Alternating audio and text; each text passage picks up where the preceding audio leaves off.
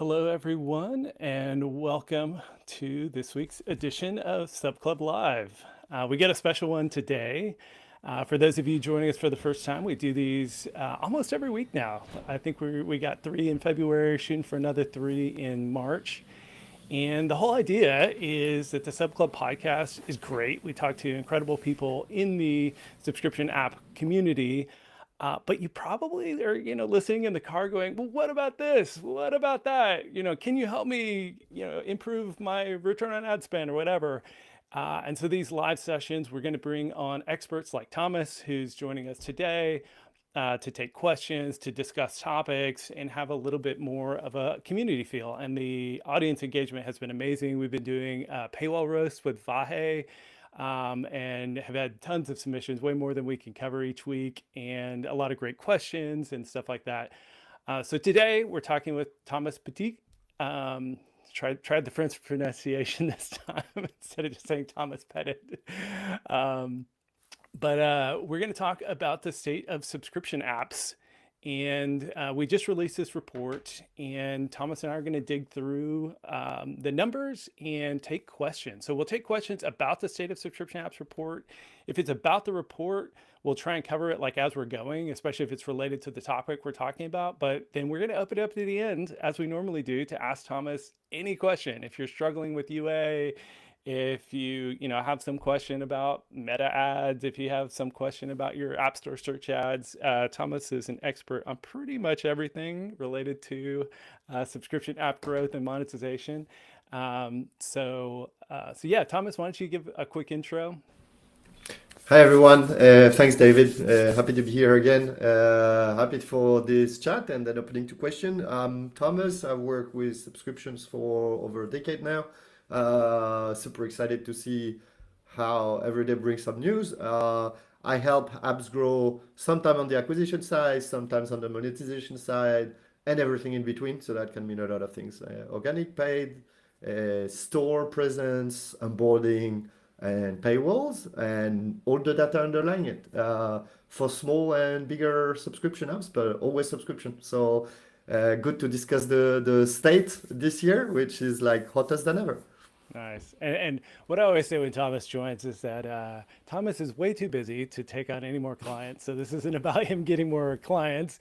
And even if you could hire Thomas, he is very expensive, especially for a short engagement. And so it's pretty cool to get you on these. And I really appreciate you sharing so much with the community. You blog, you tweet, you share on LinkedIn, you comment on LinkedIn. And you join us for things like this to share your insights. So we always really appreciate that. All right, let's jump into the data. So the report this year is bigger and better and badder than ever. 358 pages.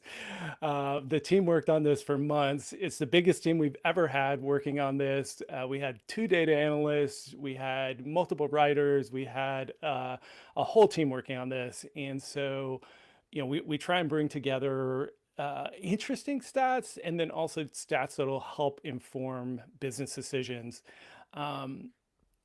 So before we dive deeper into the stats themselves, I wanted to get your take, Thomas, on how to think about benchmarks. I mean, we've talked about it a lot in the past, but I wanted to revisit it in this live stream about, when to look at a conversion rate and say, oh, my trial conversion rate's only 30%, but the benchmark is 40. That's what I need to focus on. How do you actually look at the data and then make informed decisions based on it? So I used to be very harsh with benchmark. One, because in the past they were not that good as now, and two, because it's such a hot question about founders who come and, oh, how do I compare? How do I fare? No, humans always want to see where am I actually weak, where I'm strong is a normal and legitimate question, but the answer is very rarely one number. And I guess one of the trap of benchmark is looking for the average comparing to yours, because there's always so much nuance about sometimes geographical, sometimes platform, sometimes it's your vertical, sometimes the scale you're at. And I guess it's one of the reasons the report has grown so big is not because you bring more and more people, you surface more topics, but also because there's a lot of breakdowns in there. And it does matter, especially on monetization, because there's really wide gaps if you're comparing Europe on Android versus Australia on iOS. Yeah, obviously the number is not going to make be the same. I think it's important to also look at it as, I mean, one of the big conclusion of this report was that the best app are really growing like meteorically, and the average is actually pretty average. And the Yeah. bottom is, I mean, not dying, but not growing at all. And whenever you look at like medians and average, it's like you're not trying to be on the average. You're trying to look at the top of it, but at the same time, you can't be the top of it on everything. And maybe something we go back after that every metric in isolation can be reached without the business goals to be fulfilled, but you can't reach the top decile on all the metrics at the same time. So this is where it's tricky to like, it's useful to compare yourself, but you need to be very careful of effects of average versus tops and versus one metric versus another. If you have a high price point, you're going to convert less. It's expected. Like I work with apps that charge a lot, things 200, and others that charge very little, like $10 to $20 a year. And because of the USP, both make sense. But then those two apps would look at the same, let's say, install to trial conversion or install to pay conversion, and they should obviously aim for very different numbers in these two setups. So I guess all the good questions, the answer is it depends. That's why we're here. Yeah, yeah, and I've already said this. I was on the App Figures YouTube live yesterday, and I was with Steve Young from App Masters live last Friday. So I've already had a chance to talk about this a lot. So if you want to hear my more in-depth stuff today, I'm going to try and focus on Thomas. But if you want to hear my more in-depth thoughts, you can check out those other two. But I did want to pause and just say on that topic, and this is what I said on both of those other live streams, is that you can make a business work even being bottom quartile in every single metric. But what it depends on is how you're running your business. If you can get really cheap installs, if you can, make UGC work where, you're not spending a ton of money on paid ads, and getting things to go viral on a consistent basis, if you're getting featured by Apple a lot, if you get in the press a lot, if you have cheap sources of installs, if you have great word of mouth, you can have a really fantastic business being lower quartile and everything, making tons of profit. So it's really about your business and how your business runs. And to that point, I've seen this a ton of times when my app gets featured, my numbers go way down on the benchmarks because people coming in from browsing the app store, they're not super highly motivated. They're not super targeted. Um, I don't have a lot of experience running ads, but I've talked to people like Thomas and plenty of other people in the industry. When your ads get really good and really targeted, you're bringing in such higher intent people. You should expect to be higher in a lot of these metrics. But when I get featured, like I said, the trial start rates go way down, the trial conversions go way down, the revenue per install goes way down, because it's just a different cohort of users.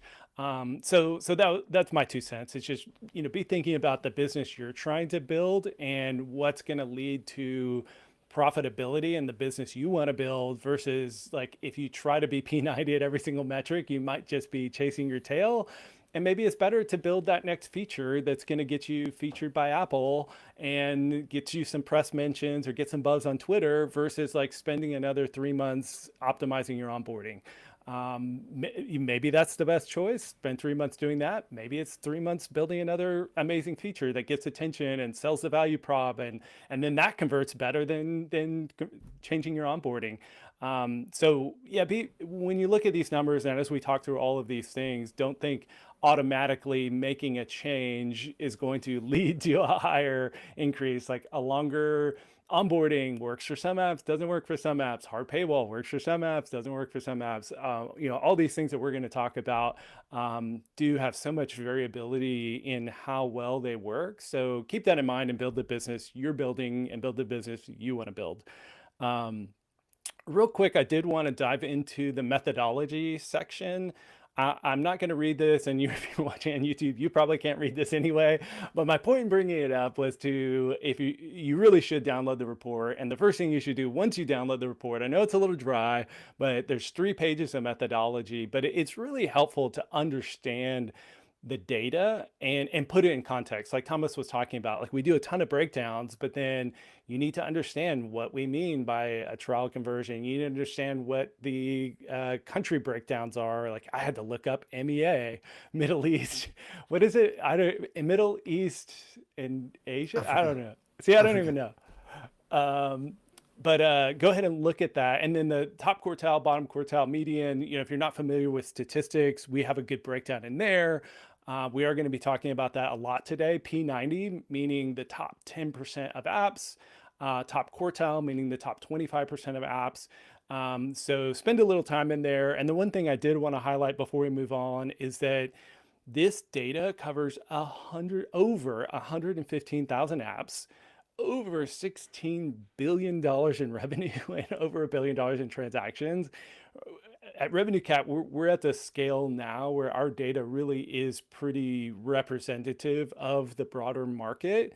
And so, although no benchmark is perfect, no data analysis is perfect, I do think our data is pretty reliable of the broader market, a pretty representative sample of that broader market. So I just wanted to point that out. All right, the next thing I did want to do is go through quickly, and what I'll do is I'll read the top takeaway, and then I'll give you, Thomas, a few minutes to just kind of respond to it, and then some of these we're going to cover in more depth, so maybe you can go a little higher level, and then we'll dive deeper. But these are the top 6 things the team found in the data that we thought would be most impactful to how you think about running your app business. So I thought it would be great, before we deep dive into some of the specifics, to just hit these high level points. So first one is that the top 25% of apps grew 80% year over year, while the bottom 25% shrank by 33%. And I think here the App Store has always been very winner takes all by nature. And now that there is more and more apps, it's not that it's still true, it's that it's almost even more true. Like, it's never been Right. a Pareto. And it's tough out there. A lot of apps will actually never grow meaningfully, and that's expected. And a few of them are gonna eat some vertical very fast. I think hidden in between, there's still a very healthy middle class if you Yeah. dig through the cracks. And that's what I believe most people should aim for. Like, uh, one in many, many millions is going to become a Duolingo, and several millions out of several millions are going to eventually shut down. But in the middle is the really interesting part. Yeah, totally. All right, next one. Hard paywalls convert 5 times better than freemium. This is a tough one, and I've said this on the other live streams. I don't think this automatically means you should use a hard paywall, but it is fascinating that the data showed that stark of a performance difference. So before I comment on that, the funny part about that one is that not everybody reads it the same way. I Right. know you, David, read the methodology, but not everybody's been through the 3 pages, and not everybody understands the same thing through hard paywall. Do you mean it's unskippable, or do you mean it has no free trial, or both?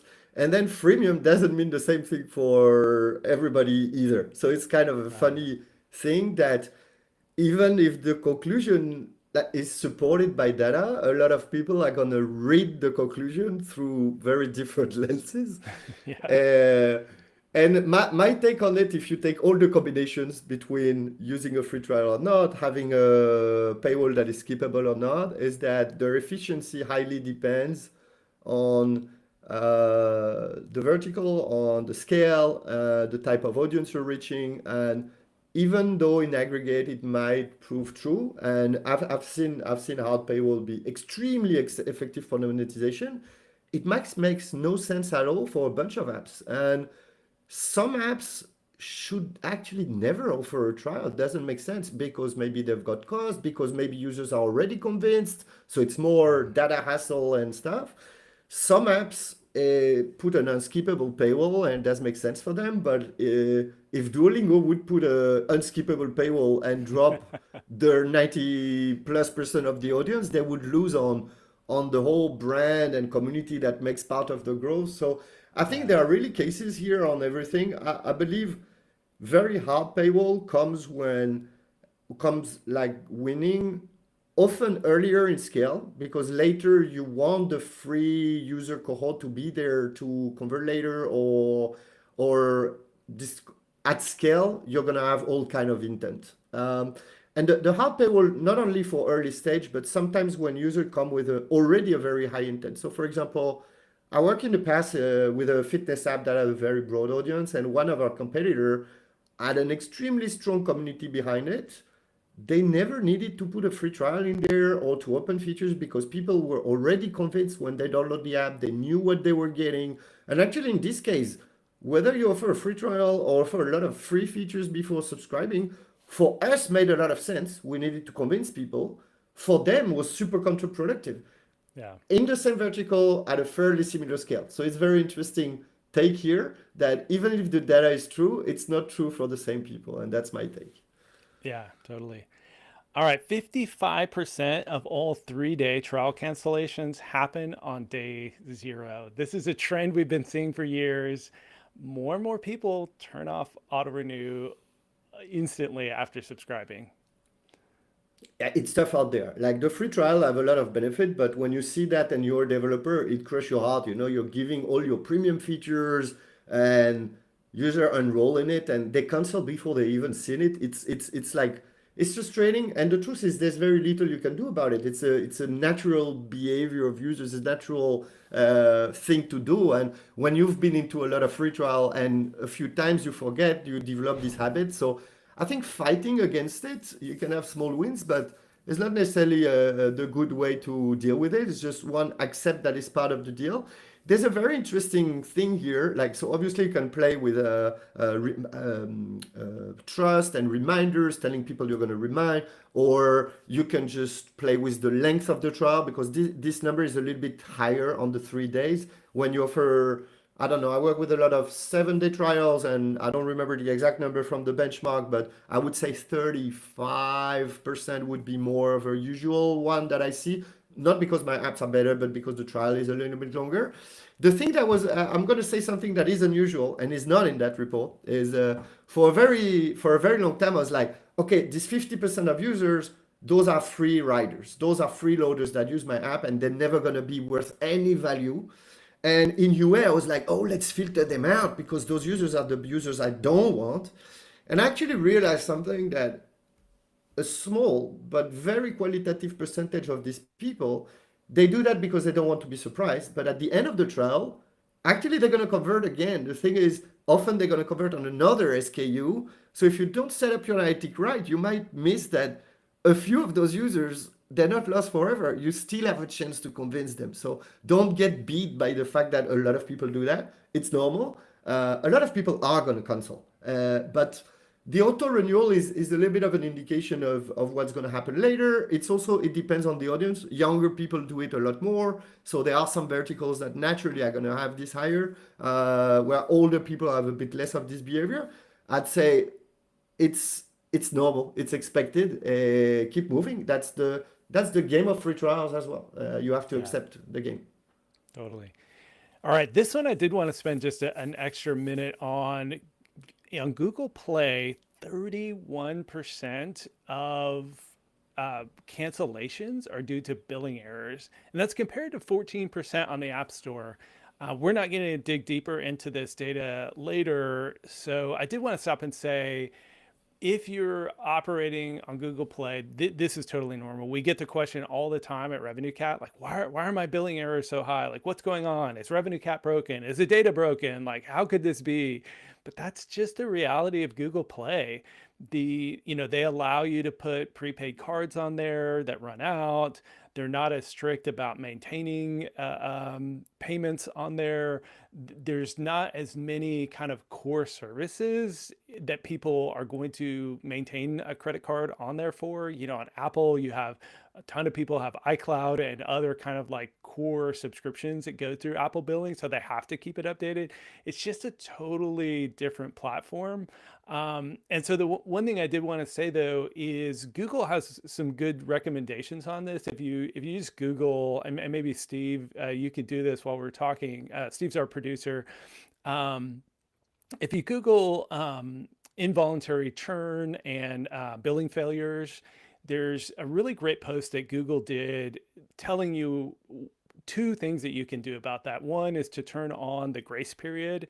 And then the second one, I think it's around uh, maintaining, I forget what they call it, but you allow the user to keep using, or you pause the subscription instead of fully canceling it, and then they keep retrying even after the grace period. And if you do those two things, it reduces that churn by 33%. So they'd be more in the low 20s instead of 31%. So those are two like just easy switches to flip in Google Play. Now, you do have to consider the grace period and whether people are going to be burning AI tokens. You need to consider your costs and things like that before you just go flip them on. But it's two easy ways to do that. And that would be the first step to do before you go do all the blocking and tackling, which you should do at some point. But, in-app banners and push notifications and emails and everything like that. Before you do that, just go turn on those two features in Google Play because it is really powerful. Thomas, yeah, what are your thoughts here?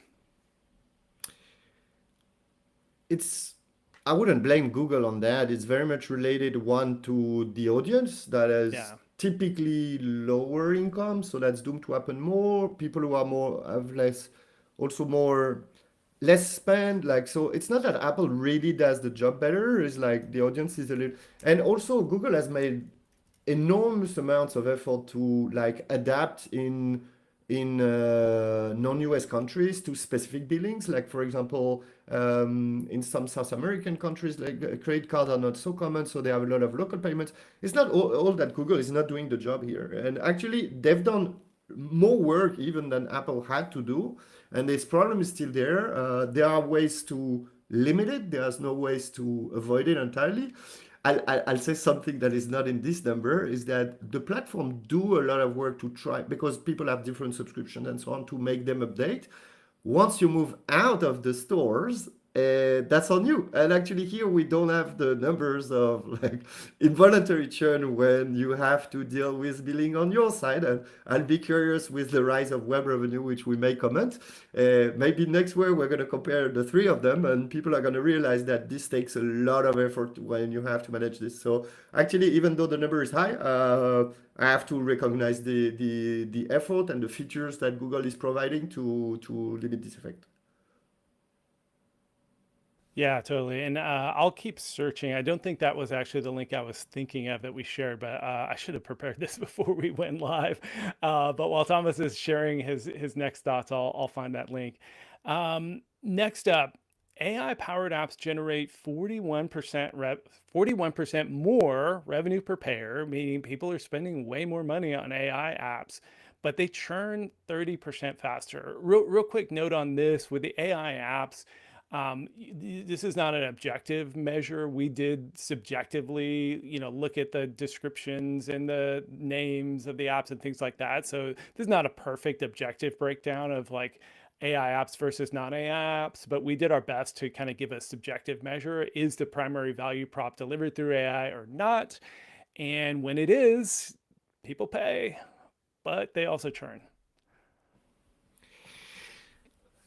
It shows how tough it is, and I think it shows also the acceleration of the App Store in general and subscription in particular. There's a few factors underlying it. One is that a lot of AI supported apps have to charge more just to cover for variable costs, and it's not necessarily that AI sells by itself, but that developers had to sell AI and they did manage.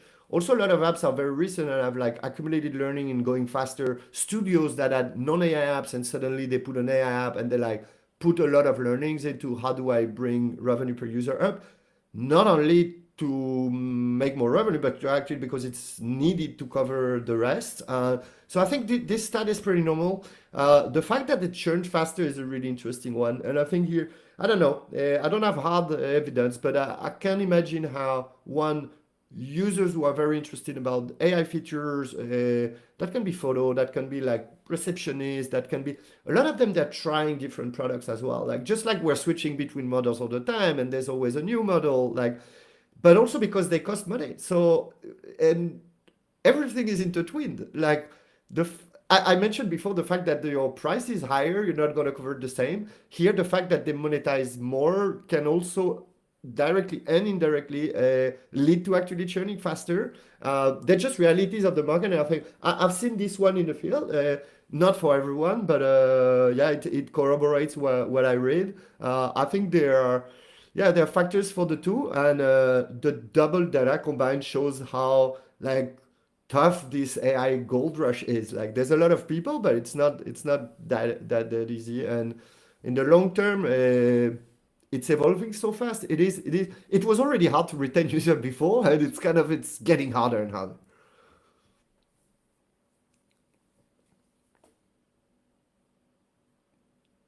Long-term retention. Sorry, I was muted.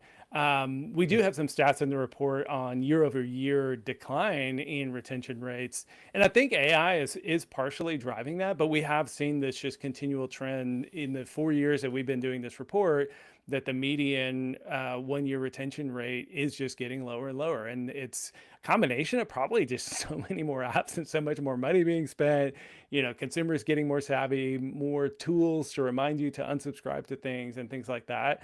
But it is interesting that those retention rates are going down year over year. And like you said, Thomas, it is just getting harder and harder to retain users, and so much competition. All right, last of the big takeaways. Oh, and I finally found and shared the link to the blog post I was talking about. If you scroll down on that blog post, there's a section on recovering users, and it shares that stat about recovering 3 times more of the billing failures. All right, so 70 trials of 17 days and longer, which essentially meaning 30-day trials. We kind of bucket the trials in so that they don't overlap, 1 to 4 days, 4 to 11 days, or whatever the number is. And then, so it kind of buckets 3-day trials, 7-day trials, 14-day trials, and 30-day trials. So trials of 17 days and longer, so essentially meaning 30-day trials, convert 70% better than 3-day trials. Staggering stat. Rick, my boss and our VP of growth, has been hammering this point a lot, saying, use longer trials, they convert better. I do kind of think this is a little correlation versus causation, that the kind of apps that today are using 30-day trials are a different kind of app. And so you can't really compare apples to apples. But I think the data does point to, if you have flexibility to offer a longer trial, if you're not, rushing to get the data for return on ad spend and feedback to the networks and stuff like that, that it might be worth experimenting with. But I wouldn't expect an automatic 70% increase in conversion if you switch to a 30-day trial. But it's just interesting data. It kind of goes back to our point about how do you use the data from this report. I think this can inform the decision that this might be a good test, but I don't think you should expect to automatically see better retention of those trials. What surprised me the most is the magnitude of the difference. I mean, Yeah. is really huge. Like you said, it's not necessarily valid for everybody. I'll add something which is in the test I run. Actually, when I use longer trial, I also enroll more people in the trial. So you would think like, oh, more install to trial and more trial to pay. What's not to like? So I'll do what I usually do. And I'm not debating the data. I'll just take a non-data point of view to be devil's advocate here. Yeah. And say that shorter trial period I also benefit for the developer, which is the data is kicking in faster. Yeah. Whether you're in an A/B test or you're at scale, like the feedback is so much faster. Like I remember Mathieu from Photoroom coming in the Subclub podcast and say, "Oh, I make more revenue with the yearly subscription, so I'm not talking about trials here, just the duration, but it's the same logic." But actually, early on in the company, we preferred to have the monthly because we could see the monthly renewal if we're all our iteration or new feature were actually moving the needle in the right way. Whether if you need to wait for a year, you don't know until then. And I think here on the trial, especially at the moment that you're A/B testing a lot, like you're gonna need to wait a lot. And I see I also have this problem in user acquisition where I need to know very fast if I'm recouping money or not and make decisions. Do I invest more? Do I invest less? And the models tend to deviate more when you have longer trials as well. And this just that sometimes there's a trade-off that is not exactly just the conversion or the revenue per user, but comes with a burden of data simplification as well. And if it's only a minor difference, you probably want a shorter trial because it's going to enable you to iterate faster. Now, you make this test and you've got this 70% difference, you're probably going to think twice about the trade-off. But I'm happy to add a layer on top of the number, even if the number looks really solid. I was very impressed. Yeah, yeah. And I talked to Anmol from Duolingo on the podcast about this in one of our minisodes related to the report.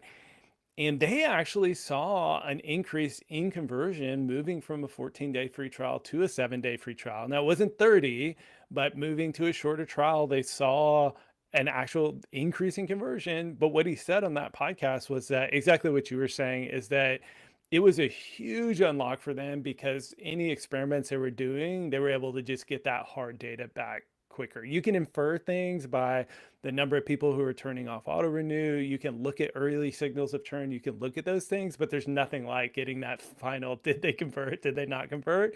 And he said it was a huge unlock for Duolingo, even at their kind of late stage position, that they were able to just move so much faster with experimentation, moving from a 14-day to a 7-day. So exactly to your point of, there's trade-offs that aren't just the numbers. And so you definitely got to consider all the factors. All right, let's start digging into some charts. This was one of my favorite charts from the report, and it's not RevenueCat data, but we worked with App Figures to share this data. And it's my favorite just in that it shows what's really going on. I think anybody in the industry feels this and has felt this over the last few years, is that the number of apps launching is just getting crazy. So in January of 2022, 2,000 subscription apps were launching a month. And now in January of 2026, it was 15,000 apps launched in a single month. I talked to Ariel yesterday on his live stream, and he said it just continues accelerating. So this is a combination of just more apps being launched due to AI, but it's also more apps launching as subscription apps. So it's a combination of those two, because this is only looking at subscription apps. This is not looking at apps overall. But he did say that overall, the number of apps and games, and I mean, it's just been exploding the last couple of years with AI assisted development. And you can see in the chart, there is really that breakpoint in January 2025 where it did just, that was a step change in how much easier it was to build an app. And then I think in 2026 in January was that next step change. December is when Opus 4.5 launched, Codex 5.2 launched. And we just saw like a huge leap in the capability of AI to build apps. So I'd love to get some nuance from you though, Thomas, of what you're seeing as far as like competition and, how you feel like this is impacting the market broadly. No, overall, it's super exciting. I wanted to know if you hide the title of the chart so that we believe it's RevenueCat's revenue, but no, Oh, no, RevenueCat's no. revenue is growing faster than this. Just a little provoke. No, I think it's super exciting. There's a lot of attention in the space. What I find the most exciting is it's not that there's more apps and so on, is that a lot more people can build apps. Teams of one, non-developers, which actually unlocks like new ideas, stuff we wouldn't have done before because it was too complicated, too complex. Even small apps that are not great in the benchmark, but they live there because they cost little to develop and it can be done. And 2 years ago, they couldn't be done because it's just too much resources to build that small figure or whatever. I think it's exciting overall. It does hide that, and there's going to be some trap in there. Like there's going to be some low quality apps. There's going to be Yeah. some apps that have data leaks. There's going to be some apps, and that's to me, that's okay because that's the only way we are in the midterm gonna uncover a lot of new great apps and have better products and have more economy in the subscription app. So it's all good. Obviously, not the whole bar are great quality apps for Yeah. users. There's a bit of, in French we Slop. say, there's a bit to drink and a bit to eat in there. But yeah, it's exciting overall. It has one effect right now that I hope where Apple is going to find a solution to, which are review time. It's pretty clear their team has been swamped lately of so many submissions, and I don't have a clear solution. I mean, Apple does want to review app manually, and it does make sense to me that they're controlling what's in the store. But this explosion really puts like an amount of pressure on those teams. I don't want to know how it is in there. I did talk recently to one team lead reviewer at Apple, and I thought my Q1 was very busy, and I realized, oh, I'm having it easy compared to you. It's hard Yeah. for Apple to manage this. I don't know what's the solution here. Maybe because we're going through the review process also for updates, we have the review process even for CPPs, and everything is lagging. A couple of the apps I work with, they actually move back from a weekly cycle to a 2 or 3 week cycle because we can't get the review fast enough. Uh, it is a bit of a problem right now, but I mean, the explosion just happened. I'm sure we're gonna figure it out. This is just unintended consequences that I hope is temporary. If you've been long enough in this industry, you remember the times that Apple used to take a very long time to review. Yeah. It was super frustrating, and for every one of us, it was such a massive progress to have those fast review, most of the time within one day, sometimes within a couple of hours. And whenever it lagged for 2 days, we were starting to complain. And we got used to it. It wasn't always like this a long Yeah. time ago. So I hope this is a cycle and it comes back to faster review. I don't know how Apple is going to make it. But yeah, it's putting pressure on the review team for sure. Yeah, I don't envy that team. I'm sure they're hiring like crazy and training like crazy. And then the big challenge there is that, hiring new people and training those new people, there's going to be mistakes and things are going to slip through and like yeah, don't envy those teams right now at Apple. All right, let's start digging into the data. This is that kind of big number we talked about at the outset. This chart shows the median year-on-year monthly recurring revenue growth rate. So how fast are apps growing MRR? And I wanted to zoom in on the all regions and just talk about those big numbers off the bat. And so here in all regions, you see that the median app is growing at 5.3%, whereas the P90, the top 10% of apps, is growing at 306%. Just a stark difference.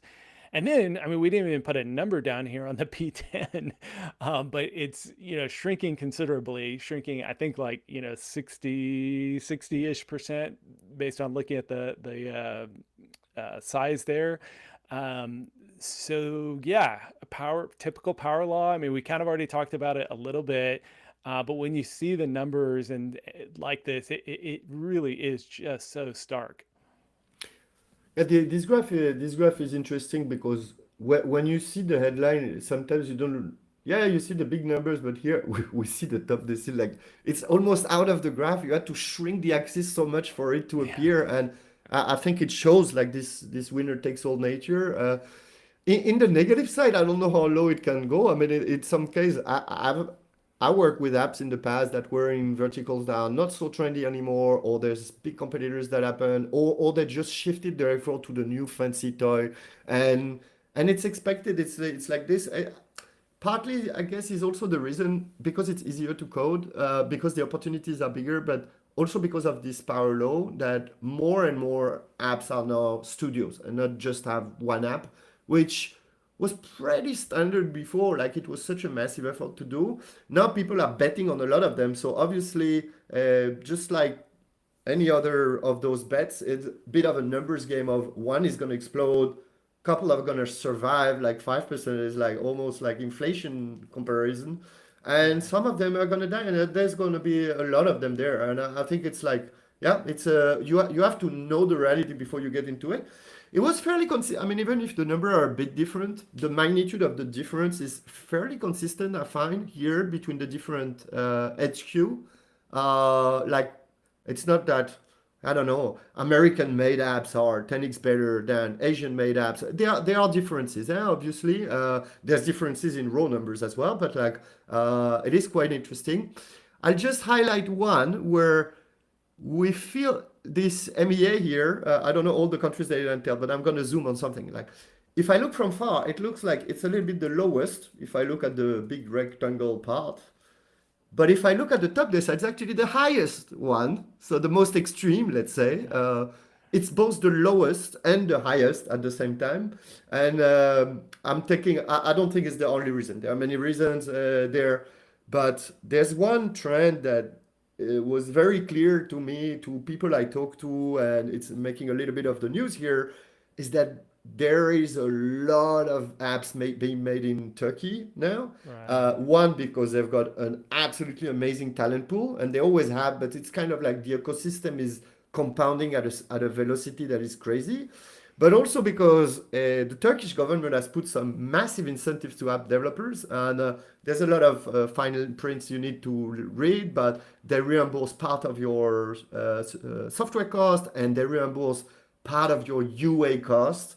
And I think here we see some apps that have meteoric growth coming from Turkey because they're good, because they're incentivized, so they have it a little bit easier to acquire, but because it also attracts a lot of people. And those apps, they're in vast majority Turkish by Turkish people, but I also know a few apps that do have their HQ there for incentive purpose. And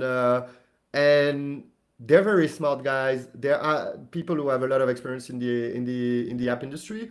It's definitely one of the hot trends. You look just at the amount of events, the amount of apps, the talent pool, like to hire. Turkey is an incredible country for apps right now. Like because the level of talent is really big, and whether that's on design, on development, on marketing, like on PMs. Yeah, such a strong country. Like in the world of apps, there are some geography that have complete outsized talent. Turkey is definitely one of them. Ukraine is one of them. Vietnam is one of them. It's very interesting to witness how like the distribution across the world is yeah, because you've got pools of talent that develop, and then there's success cases, so the founders build more, and you've got mafia that are being built because out of one success very often there would be 10 or 20 that try after that. So Yeah. I just single out one in Turkey because it's one of the hot ones, but interesting to follow the different hubs.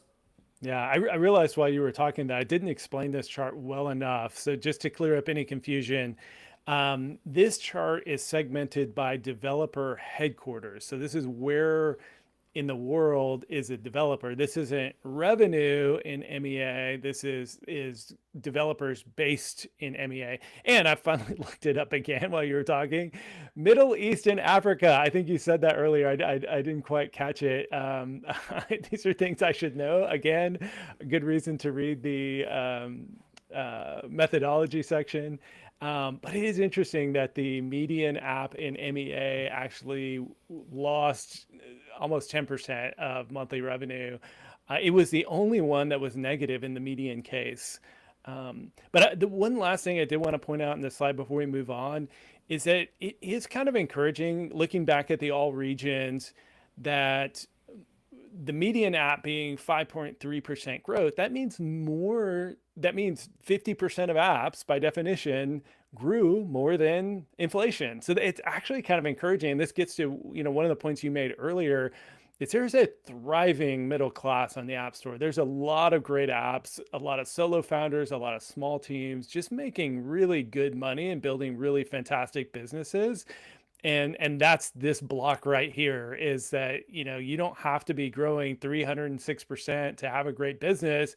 You can be growing 20-30% year over year and increasing your ad efficiency and improving the product and increasing conversion and things like that, slowly but surely, and building up that profitability over time. So yeah, I think there's a lot of great apps hidden in this big bar right here. Two more things I wanted to highlight before we move on to the next section. Realized lifetime value per pair at year one by Developer HQ. For whatever reason, developers in the US, maybe it's that we, are fortunate to be in the market that does pay the best. There's other slides that break down the actual like revenue per country. This is developers based in the US make more money by a pretty wide margin too. I mean, $32 at year one is the median compared to, again, even in MEA, it's 17. In Latin America, it's 14. So US developers do make more money for whatever reason. And then I do conversion to have a paying. reason if you want. Oh yeah, what's your reason? Not all, but some American headquartered apps develop only for the American market, Right. which obviously is the highest income. That would be very, like, it's more unusual if you, like, the American App Store is so big, unless you have a very local product, something related to physical products, that wherever you're based, you're looking at the US for customers, among others. But you look also at international because you have the capability, you've got more localized people and so on. And I think more apps in the US really aim for the US audience. And Yeah. in that sense, they can price higher. So that would be one Yeah, reason. that's a good point. And then conversion rate to payer is also higher in the US across the board. And it is interesting even in both of these slides that the P90 is higher, the top quartile is higher, the median is higher, even the bottom is higher, Yeah. the floor is higher. So it is interesting. I think you're right. A combination of like, like my apps, like I don't localize them. Most of my customers are in the US. I focus on the market. And there's even probably like, I'm building for the US market. Like that's the consumer I'm thinking about. That's who I am. So I'm better kind of like scratching my own itch works for the US Yeah. market, those kind of things. So, but I'll just add one interesting to more. note. I'll add one more. More than half of my European-based clients headquartered in Delaware because to raise funds, it makes it That's a easier. good point. And they would show up on this graph as a American headquartered. The fact they do they're more likely to raise money. And because they're likely to raise money, they're more likely to use UA. So they're more likely to make monetization efforts as well because they need to get the money back. Yeah. There's always a lot of stories. I don't know to what extent there are many factors. Those are two Yeah. factors I add, but it's funny Yeah. how many stories there are between the numbers. Yeah, I don't know exactly how we determined this, but I don't think all of the Delaware headquartered companies would show up in this because I think we use the like developer billing. And so Ah, if a French company is headquartered in Delaware, but that wouldn't show as the quote US. unquote headquartered in Delaware, but the team is in France. So, but you're probably right that a certain percentage do end up getting a U.S. address, or we identify them as U.S. even though they're technically European or from other parts of the world. Yeah. Next Aha. stat to dive into is share of projects with any web revenue by revenue tier. And so this is not the amount of revenue, but this is do you have any web revenue? And this is kind of what you would expect. Smaller apps aren't, we title them hobby apps, have barely any web revenue. I mean, this is me, my side project weather app. I'm just chipping away at the low hanging fruit on the app store. I don't want to go set up a Stripe account. I don't want to mess with any of that stuff. I have zero web revenue. And then, as you go to early traction, to indie business, to scaling and top performing, more and more of those apps do have web revenue. So as apps scale, they do tend to expand to the web and do web to app to web. Like there's so much opportunity here these days to get revenue outside of the app stores. Your thoughts, Thomas? Yeah, no, there's complexity that comes, and there's also a lot of. It's not related, but there's also a lot of smaller team, solo people, and hobby apps that develop only for iOS just because they have to focus on something. Then they grow and say, "Oh, there's an Android opportunity. I'm gonna add it." And I think on the revenue side, it's a little bit like maybe from the beginning you can't do everything. So I think like it makes a lot of sense. What I'm expecting for this chart to look like next year is the exact same shape but the vertical axis, instead of being a 40, is going to be an 80 or a 90%. So Yeah. that's what I'm expecting for next year. Same shape, different magnitude. Yeah, it is getting more and more important, and teams are getting better and better at this. I had Leon Sasson on the podcast from Rise Science, And he was one of the early folks I talked to about web to app. He was doing this, 4 or 5 years ago. Noom is probably one of the best examples. I think they started like a decade ago, and tons of examples over time. But something like 4 years ago, he was trying really hard to make the web work and just couldn't. And then just in the last year, a combination of their learnings, the tooling getting better, the industry figuring things out, they are making it work and seeing a lot of success on the web. And we dig into it in that podcast episode about exactly the tactics they're using and how different it is. We've got a link there in the comments to that episode if you want to dig more into the web. But what are you seeing on web and what's working? I know a lot of apps are still a little gun shy for app to web, don't want to piss Apple off. What are you seeing? I think this reflects various realities at the same time, and sometimes there are conversation about, hey, it's better to charge on the web than in the app, but very often it's not or, it's and. Like for Right. this use case, I'm going to charge in the app. When you're at a later stage for CRM, makes a lot of stage that if you send an email, that's going to drive to a promo on the web, but if it's an in-app message from CRM as well, maybe the conversion is going to be actually higher if you keep people within the app. So it's kind of like there's a lot of nuance of which case is the best for each. And when teams have a bit more resource, a bit more possibility to experiment, they almost end up having both all the time. Like, and so early on, you probably want IAP only for simplicity. At the end, I don't think I work with a single app that had 100% web revenue. I mean, Spotify or Netflix do, but that's it. Like, Yeah. in many cases, it's going to be who. And I think this is why you pick the metric really well, which is how many apps have mixed revenue. I can see this growing, like, it always existed. In some vertical, it was a little bit more common in the past. Like web to app started a lot on health and fitness because it makes a lot of sense. Also education. I'm seeing verticals where it was not necessarily a perfect fit go there. Sometimes because we discovered new ways to do web to app. Sometimes just because there's app to web now, so you can charge the US users via link out and on the web.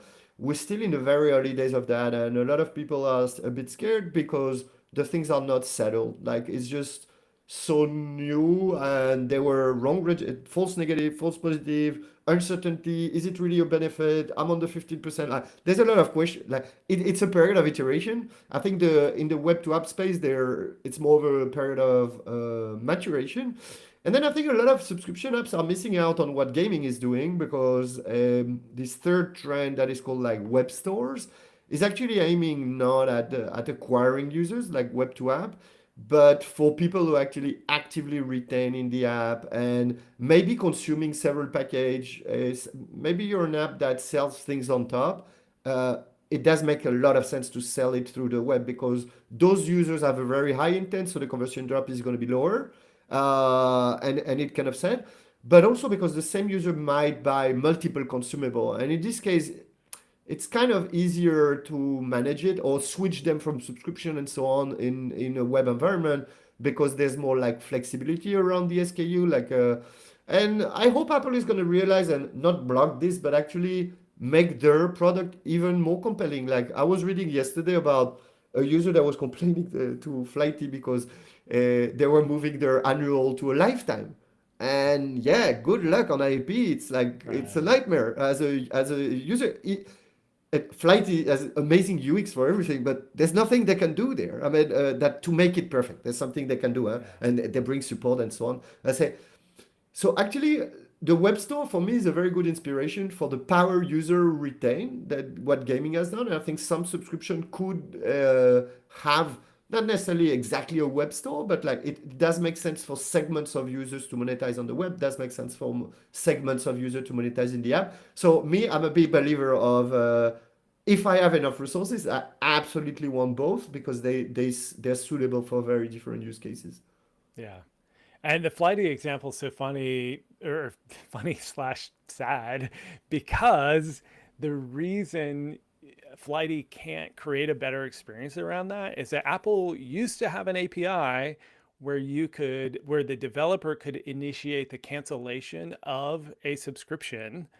Um, and then what happened was, and I ended up, I randomly saw this, and then I got quoted in The Verge, and it immediately got shut down. Is that Hulu, or one of the big streamers, was telling you on the web, oh, sign up on the web and we'll automatically cancel your Apple subscription. Well, that's not what Apple wants. And so they stopped offering the ability for developers to programmatically cancel a subscription because it would make it so easy to move revenue off the app store to the web.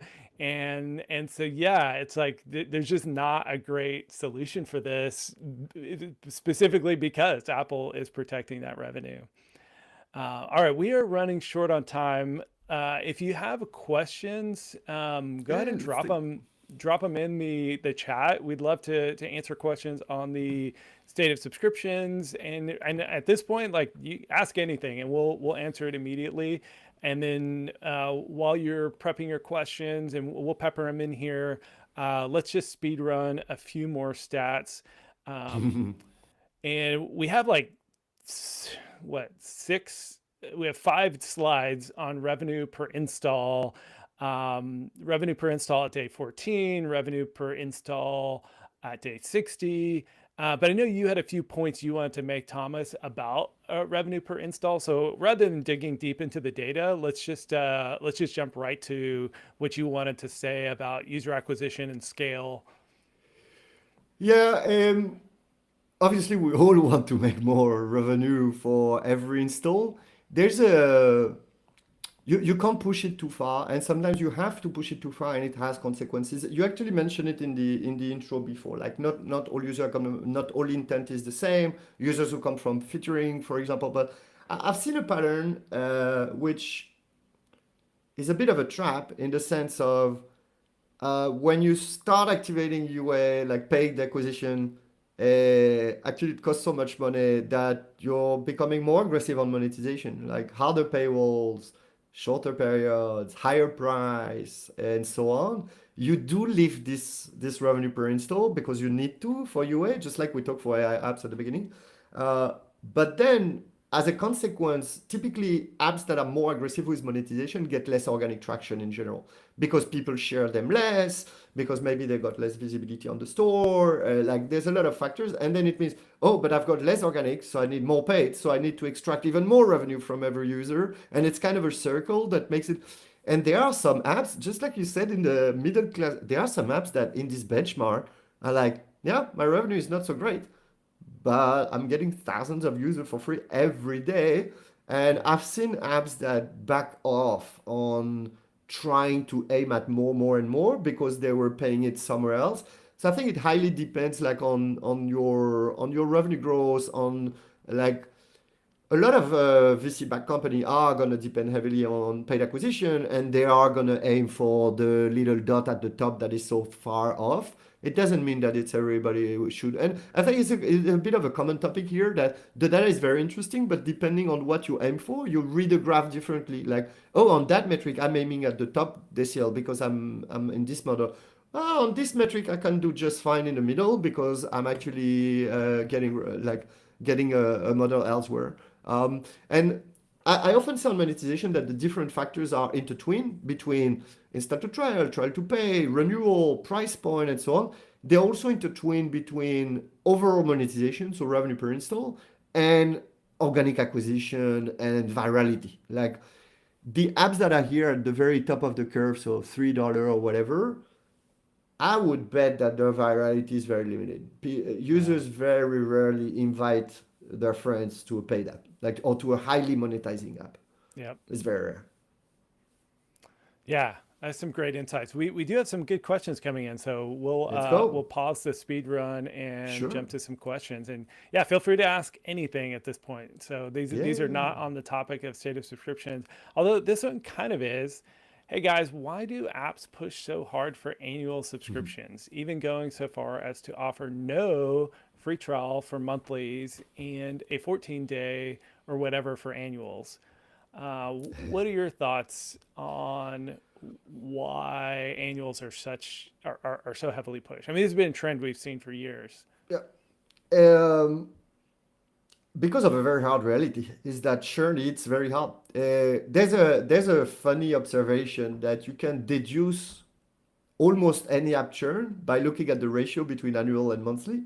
And Mhm. so you would see typically that fitness apps have a massively discounted yearly and are pushing people a lot to the yearly, only putting the free trial on the yearly and so on because their yearly retention is not that great. Like here, I'm talking about usage retention, but it's mixed with you take the opposite uh, content subscription like Netflix, Spotify, a lot of newspaper actually have a lot of a very good retention. They're not offering any yearly. The discount would be too big. Like Yeah. so that's the first reason is that for most of us uh, churn is a hard reality, and the fact that you would push the yearly is that because it's so tough. It's not the only reason. The other reason is really operational, and that's because of cash flow, of the cost of capital. That's because of cash flow, and especially if you run on paid acquisition, but not only. Like I actually have when we run experiment like oh how do we push the monthly versus the yearly, how much do we discount, how much do we hide the monthly behind a view all plans and so on. So I make a lot of comparison of the eventual LTV of being on a monthly or even a weekly. There's a lot of weekly now, and sometimes we discover that actually the monthly is higher LTV, but the fact that we take 6 months to match the LTV or the equivalent of a monthly has a cost by itself because then my payback period is going to be longer. And that means either I need to borrow that cash somewhere that's going to come at an interest, or I need to wait for the cash to come in. Actually seeing tonight an app that the main constraint right now is that they don't have enough cash to deploy because the cohort take too long to develop. And so the platform paid them 1 or 2 months after, and then the monthly kick in months after, and they're in a very high growth period, and they have to wait, and it's super frustrating for them. So Yeah. of course they are scrambling to go to the monthly, to the yearly, because the and this is a consideration that has very little to see with what the user wants or need, and that actually is not directly related to the LTV of each plan, but really about ops. That's not the only factor, and that's just what I'm saying. That is not necessarily not everybody takes it into account, and it's particularly harsh in periods where you grow a lot through pay because you need to reinvest the cash and you don't have it yet, and so on. So, but I think this is a second factor. The reality is that it's hard to retain users, Yeah. so a lot of people would push the yearly. Yeah. Yeah. All right, we have a lot of great questions coming in, so we'll go ahead and stop the slide and not do any more speed run. There was like 4 or 5 more topics we could have gotten to, but you and I always talk a lot, so that's fine. But keep asking questions because we can go on a little longer. So here's one. Hey folks, is the initial launch boost in the App Store present anymore? And what this question is asking, and I actually pushed for this for years, what's happening here is that the App Store heavily weights the history of an app for ASO. And so if you launch a new health and fitness app and somebody's searching, like if you do a CrossFit app or something, it's like it's almost impossible to rank for CrossFit because there's so many apps that have been out there and been out there for a long time. And so what Apple finally did, and this was like, 7 years ago or something, is that in the first week that you launch, you get an artificial boost in the keyword rankings, which helps you show up higher in search results, which then gets you downloads. So Apple's not like automatically giving you downloads, like they're not pushing people to download your app directly, but by giving you the ASO boost, you will be seen more, and then by result of that, get more downloads. Have you launched any or worked with any app launches recently, Thomas? Have you seen this or talked to folks in the community? So I've more talked to folks in the community than launch app myself. Like recently, I've been focused more on apps that launched like many years ago. But I do hear the conversation, and I did ask a few friends that are launching several apps every month. And once I was just here listening because it was not my topic, and there was actually a heated, not battle, but debate about, yeah, I have it for my app, it still exists. No, I don't have it for my app. And I think a lot of people misunderstand what the boost is on. It's not like you put any app out there and, wow, for 7 days it's going to rank like crazy. There's a bit of a random factor depending on your metadata, depending on the vertical, how crowded it is right there. I think in general it is there, but that doesn't mean that you should expect crazy visibility on Yeah. the first week. It does mean to me that, okay, you can program an app very fast, but you probably want to be a little bit. I see a lot of people who are fully AI doing their ASO metadata, and it's so time consuming that, of course, you want the help of AI, but it might be worth adding a layer of polish and reviewing it twice or three times, because the better you do it the first time, the more likely the boost is going to bring you something. Whether if Right. you miss that opportunity and you correct later, well, that one is gone. But it's true that I've also seen a couple of apps that on the first week got absolutely nothing at all, and not just because their metadata was very poor, maybe very, very competitive vertical. Even with the boost, it's not like you're getting a lot of visibility anyway. There are so Yeah. many apps. All these newly launched app, like what do we say, 10,000 per week or something. If they all let go the boost, I mean, they're sharing a visibility that is a finite number. Yeah. So yeah, in average, each boost is gonna be slower. It's gonna be smaller. That's Yeah. to be expected. We had somebody in the chat say, after that first week, no traffic.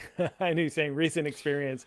This is actually something I'm curious, and if anybody in the chat, and you may have a comment, but if anybody in the chat has seen it stick, where you get the boost for the week, and then if there's any factors that come into play that help you keep that boost, I'd love to hear about it. And if you're watching this after the fact, not live, drop a comment, email me, David at RevenueCat. I'm actually really curious about this one because so many apps I've talked to had this exact experience. It's like, whoa, like I'm getting like hundreds of downloads the first week, and then it just like a switch flips. And I think it does actually taper versus like actually just turning off.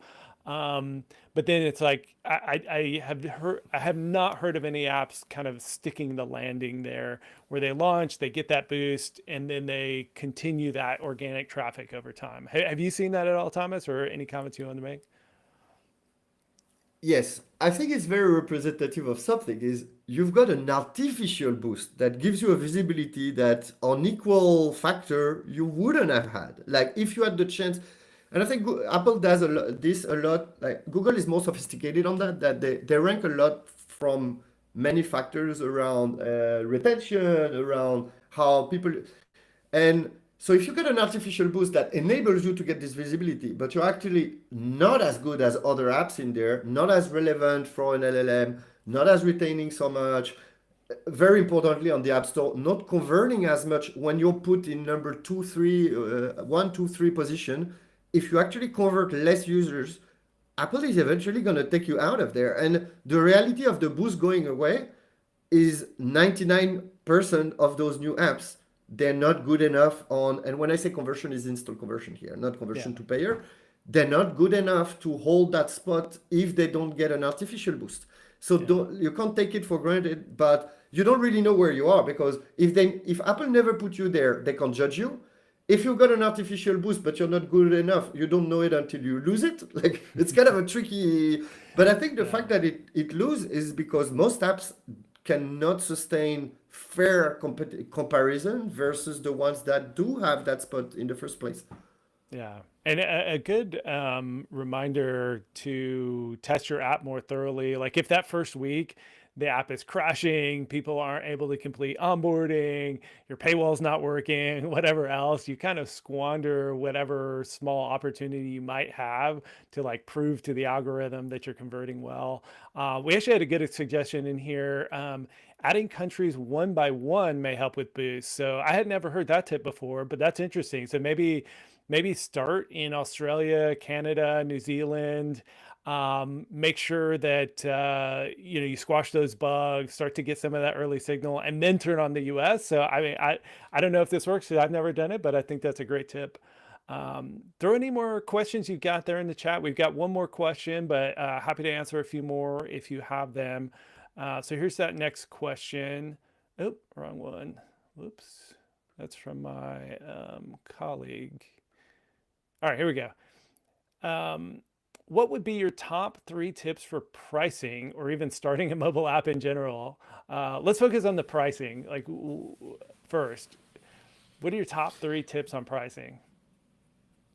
Um, well, there were several bullets. Everybody would know them, but like one is I've seen a lot more positive tests on raising the price than discounting it. Doesn't mean that it's always true, but if you're early on, um, no, my top tip of pricing is be radical. Don't start small tests. Don't just go for something big. If it doesn't work, you can change it. So it's about A/B testing, but it's also about taking a very big stance. Don't overthink. Are you charging 50 or 70? But it does change the trajectory a lot if you're charging 20 versus 100, and it's going to change the type of user you attract. So be radical in your position, like in what you sell. If you sell something super premium, make a super premium thing. If you're in a very casual, like be very radical about it. So that would be and in test as well, but in position. My second one is rather test to increase the price rather than lower it because I've seen more success there. Um, and the third one is probably balance the fact that there's a lot of low-hanging fruit in monetization and pricing, but that you've got a gazillion of effort to make. Attracting traffic and how is my store page looking, and sometimes more on the onboarding. Actually, I'll quote that one as the third tip. Like people iterate a lot on the paywall themselves. I used to have this quote that is the most important element of the paywall is the screen before. And the what I'm trying to say here is you can make a gazillion taste on your layout of the paywall, the price point, the trial duration, monthly, yearly, view all plans, whatever. Maybe the lower hanging fruit is what happens between where people came from, whether it's an ad or not, doesn't matter, and the store and the first screen up to there. Is it fast enough? Is there good friction? How did you raise the user intent up to the moment that they reach the paywall? And at some point, I myself had the feeling of turning in circles around pricing until I didn't realize that I was beating the same bush and there was a whole lot of gold to be found around there. Yeah, so that would be radical, raise your price, and remember that a lot about pricing is not on the paywall page. Those are Yeah. the three, I would say. I'll posit one thing contrary to what you just said. And this just goes to like, it just apps succeed for different reasons in different verticals for different whatever. But I was actually pretty impressed that Cal AI did as well as it did at $29.99 a month.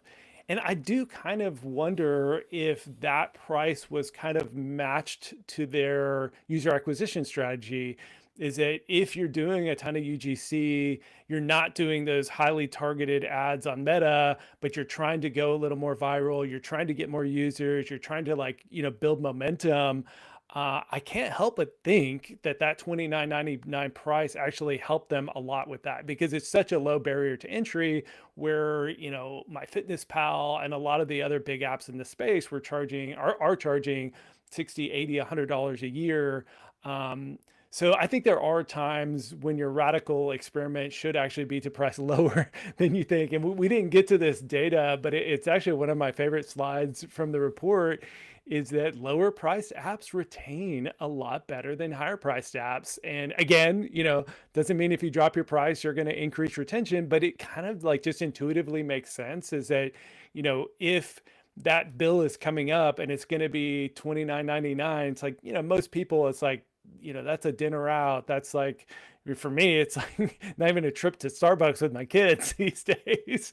So it's not like it's going to like impact the budget. But when you have $100 purchase, like a ladder is $130 a year. It's like, that's going to show up in my budget. Like I got to, figure out where to pull that money from. And so it kind of makes sense intuitively that the lower price, it's like people even if they're not using the app, maybe it's like, oh, well, I'll use it later. And at $30, it's like, well, big deal. So I think there is a psychology on the lower prices for retention that makes a lot of sense. I think generally you're right that like charging more than you think is probably the better strategy, especially if you're doing paid ads. But there are cases where I think a lower price can make sense, and it just depends again on so much context. Well, what's super interesting, I often say, depends your vertical and so on and the USP, but you can have valid opposite strategy in the same vertical. The example you give with like Kalei and MyFitnessPal is a very good one. They basically reached very different types of user, and Yep. both strategy were very like, I mean, they did make sense. I've seen the same phenomena happen in like couples apps, so like where Here one and was very much on the therapy side, extremely premium, and so on, and at a very high price, over 200 a year, with some add-ons and so on. But it was meant to be like this. And I've seen other apps be more like very gamicky, very quick. You've got some quick questions, stuff you can do with your partner, like very fun. And both strategies are completely valid to like approach a market. It's not like oh, okay, I'm a fitness app. I should price $80 per year. Whether I'm a photo video app, so I should charge five per week. No, actually, within the same vertical, those two strategy can be suitable for completely different products. It can even be relatively similar features, but are directed at completely different audience yeah. profile. And I think Kalei, like in the end, they iterated a lot after that, and they did a lot of good work. But as they initially grew on an audience that was heavily from feeds and reels and TikTok, skews younger, or at least it did. Not anymore. Everybody's there now, and Yeah. on younger audience, it's pretty clear that like it's harder to sell like a, but also because the feature was very instant. And back to what you're saying, like even on apps that are driven by paid, some vertical have like a broad audience with low intent where a lower price can make sense. So because the question was like three general tips, but then there's always it depends. Me, Yeah. there's more likely I'm gonna try to raise the price, but in some case you need to go the absolute other direction. Maybe because there's already somebody super premium in the market. They say, guys, I've got something that is almost the same, super cheap and super fun. And maybe the lower price point in this case is where there is space and there's a, let's say, a blue ocean rather than going at the incumbent that is already taking the other spot. So really depends your product, your positioning, who else is in the market. Cool. I am going to ask this question from my colleague Peter because it is a really Yeah. good question. So, on the subject of trial links, if my app has a long time to value, like 14 days plus, but I rely on paid UA, how do I best survive that? Slower signals to Meta and also a longer cache gap. What would be your suggestion for apps that do take longer to get to that aha moment, the value of the app? No, it's true that we talk a lot about the free trial as oh, which one is the most effective, and we completely forget what Peter is saying, that sometimes there is a very clear pattern into, hey, I need a full month to realize the value of this. A month, a 30-day trial is what makes sense. Or some apps have a very natural weekly cycle, and in this case, the 7-day trial just makes sense, not because it's the highest converting or just because it makes sense on the habit forming, on what I'm doing in the app. And so let's say here you've got like a natural pattern of being slightly longer, up to 14 days. Um, Officially for paid, like the network can see conversion up to day 7, so they're never gonna see the day 14. Well, I tell you what, even if it was day 7, they're not gonna see the day 8 conversion. So you have the exact same problem basically. You can't fit that signal back. And even at day 3, which arrives on day 4, it's already quite late actually. So no matter which trial you have, let's say some of the counter tactics here, because there's a natural fit for the product, and the usage, there's a natural monetization maximization, and there's what you want for you, and this thing come in tension. As coming like, I'm not forcing people to put like a no trial because I want data immediately for Facebook and Google. Like I'm trying to play around those rules. Uh, if you can have the sophistication, having some kind of scoring on the first day is what makes a lot of sense.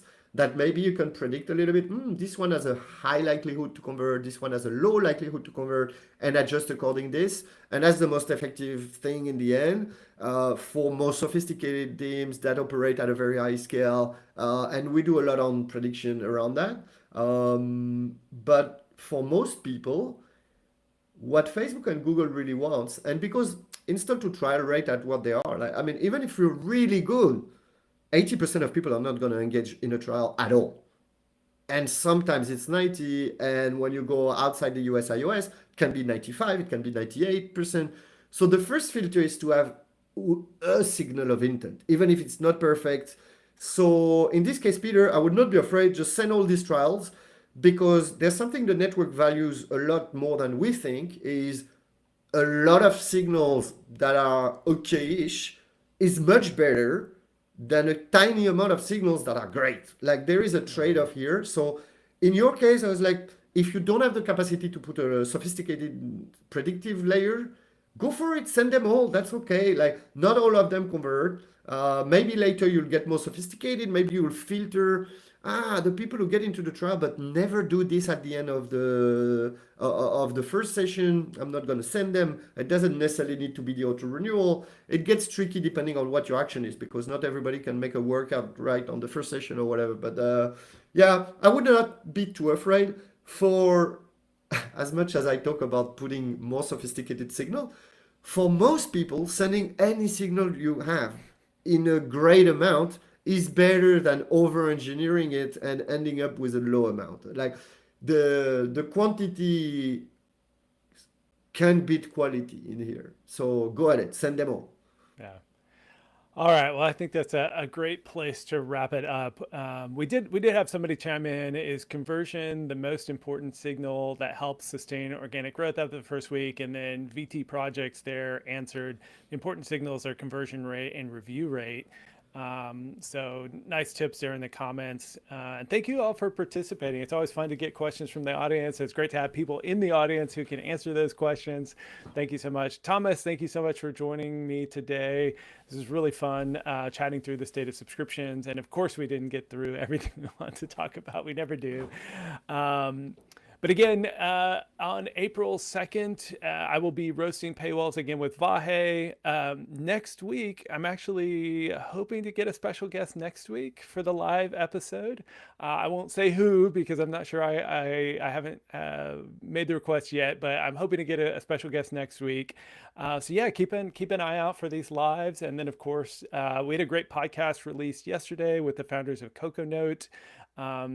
They scaled bootstrapped. They each put in like 10, 20K and they bootstrapped to $1 million in ARR in 4 months. Ended up hitting 6.7 million in ARR and exited to Quizlet in December. Really fun story. And we just released that podcast yesterday. So great one to go check out. But yeah, thanks again, Thomas. And thank you everyone for joining. This was a ton of fun as always. Bye. Thank you.